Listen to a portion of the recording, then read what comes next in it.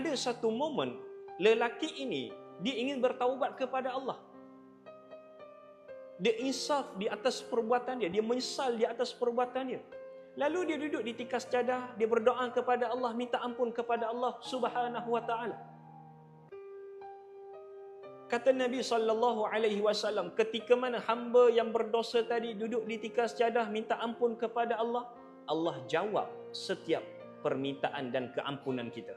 Apa jawapan Allah, kata Nabi? Hambaku ni yang membuat salah, hambaku ni yang banyak dosa kepadaku ni, yang selalu melakukan kemukaran. Hari ini hambaku minta ampun kepadaku.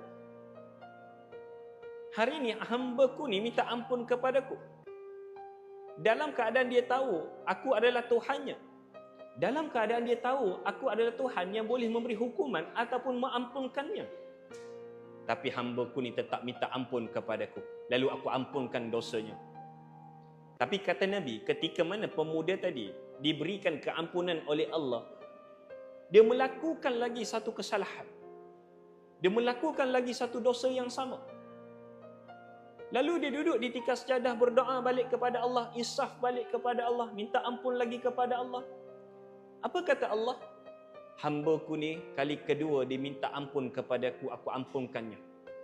Kerana dia tahu dunia ini ada Allah. Kerana dia tahu dunia ini ada Allah yang boleh mengampunkan dan boleh menghukumnya.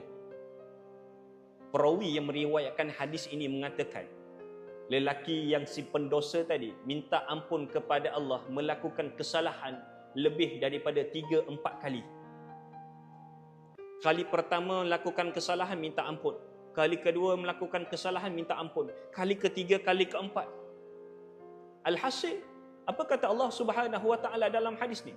Kata Allah Subhanahu wa taala dalam hadis ni, wahai hamba-hambaku yang melampaui batas, yang banyak melakukan dosa kepadaku.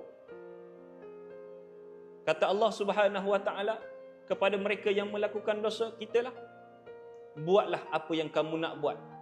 Lakukan apa yang kamu nak lakukan. Aku tetap akan ampunkan kamu. Walaupun banyak dosa yang kamu buat. Walaupun dosa yang sama kamu buat. Buatlah apa yang kamu nak buat, kata Allah. Aku akan tetap ampunkan kamu. Hadis ini diriwayatkan oleh Imam Muslim. Hadis sahih.